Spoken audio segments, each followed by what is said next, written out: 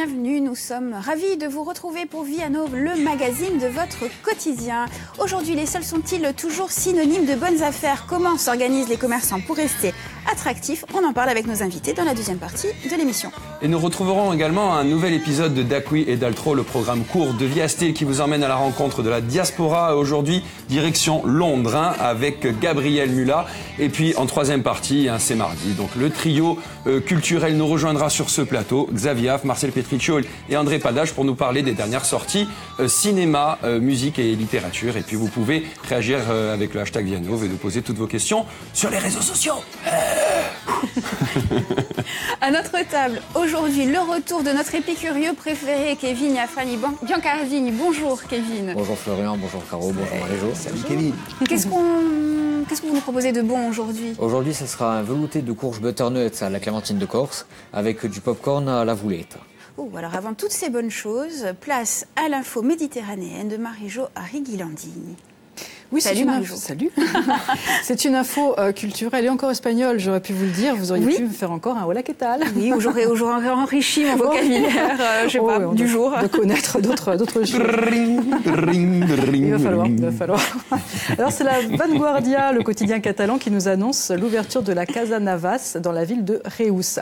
C'est une fabuleuse maison qui a été construite entre 1901 et 1908. Oui, c'est pas rien quand même. C'est une commande de Joaquim Navas à l'architecte Luis Domènech y Montaner. Et ce monsieur Navas, ce Joaquim Navas, ce n'était pas n'importe qui, c'était un homme qui a fait fortune dans le textile et qui était ami d'enfance du fameux Gaudi, Antoni Gaudi. Ah oui. Voilà, un des plus grands et des plus connus architectes catalans et figure aussi du modernisme.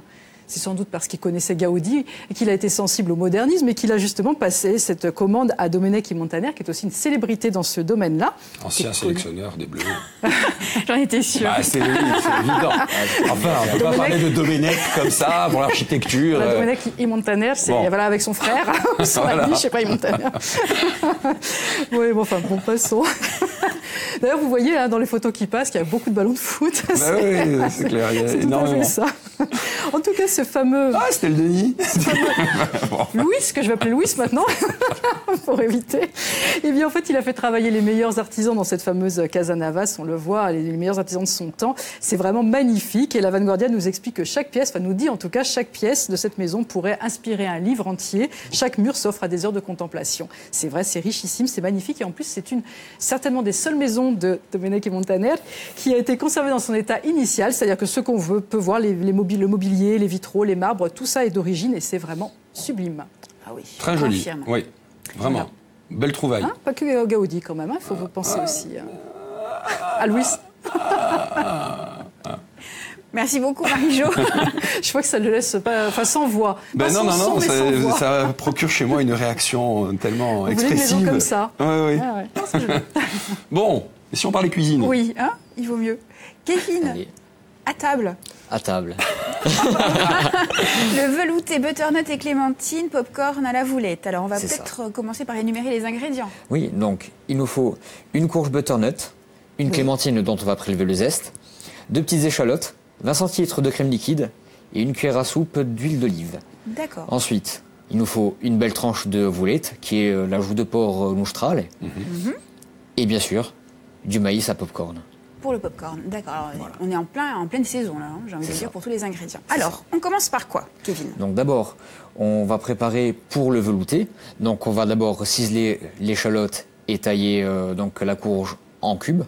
Donc chez nous en cuisine, on appelle ça une mirepoix. Donc ce sont des cubes de 1 cm de chaque côté en fait. Qu'on va faire rôtir dans l'huile d'olive. On mouille à hauteur.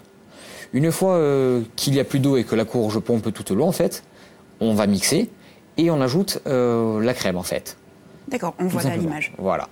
Alors, j'ai une question, Kevin, parce que la courge, des fois, c'est un petit peu dur.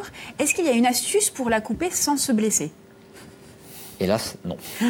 D'accord, mais merci quand même. À part avoir de très très bons couteaux, mais le mieux, c'est de peler la courge. Ah. Voilà.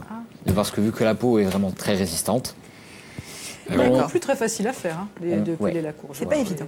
Pas simple. Non, c'est pas simple. C'est pas simple. Parce que là, ça ripe et vous vous coupez un doigt aussi. Ah ouais, au mieux. C'est ça. Deuxième étape, Kevin. Deuxième étape, le popcorn à la voulette. Donc, Pour le Ça va popcorn, me plaire, ça. Oui. on va prendre un récipient, donc en verre ou en plastique, qui peut aller au micro-ondes, parce qu'on va faire le popcorn au micro-ondes. Ah, on ne prend pas le popcorn tout fait, en sachet, on le fabrique soi-même. Ça, c'est pas bon, c'est industriel, c'est... Voilà. Donc, on prend les 40 grammes de popcorn qu'on met dans le récipient.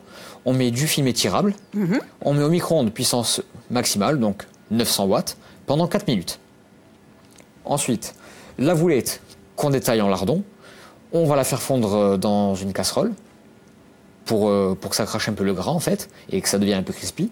Et là, on va mettre le popcorn déjà fait pour que le gras puisse s'enrober. Voilà.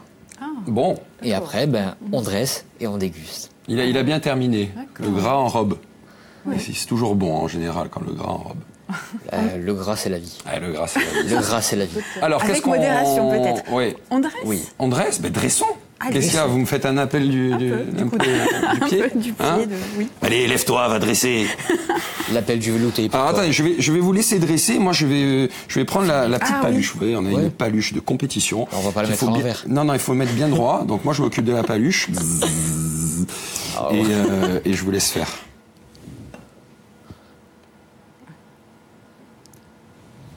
Ok, donc ça, c'est le velouté. Le velouté, voilà. Donc, comme on peut voir, Alors ça se sert froid ou chaud? la boulette, ça peut se manger froid, Ouais, tiède ou chaud. d'accord. Voilà. En entrée, en plat, en dessert, peut-être pas Mais en il faut dessert. savoir que la courge butternut peut se faire en dessert.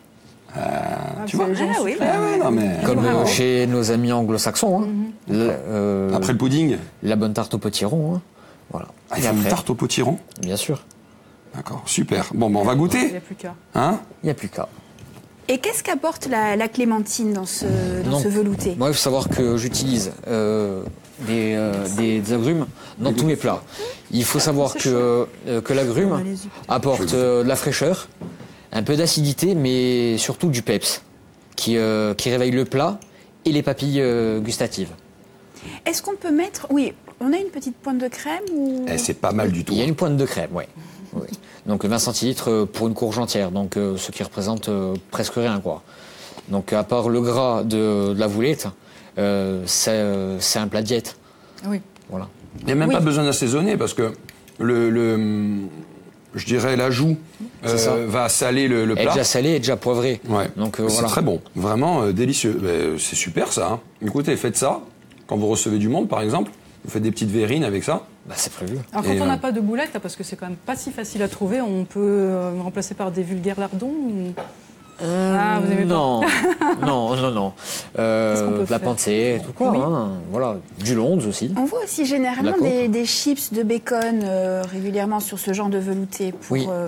apporter ce petit côté croustillant. Mais pour faire ça, en fait, on prend les tranches de bacon qu'on met au four, que ça soit bien sec, et on les mixe. D'accord. Voilà. Très bien. Donc voilà. Autre astuce. Très bon. Et on sent vraiment hein, la mandarine. Hein. On sent un peu Merci. l'acidité, le goût sucré de la mandarine corse, bien sûr, qui est très sucré, comme on le sait. Vous validez? Merci. Oui. On valide, très bien, c'est très bon. Top. Kevin, merci beaucoup. On se retrouve dans un instant sur Viastel pour parler des soldes. Est-ce que ça sert encore à quelque chose ou pas? On en parlera avec nos invités. À tout de suite. Yeah. Running down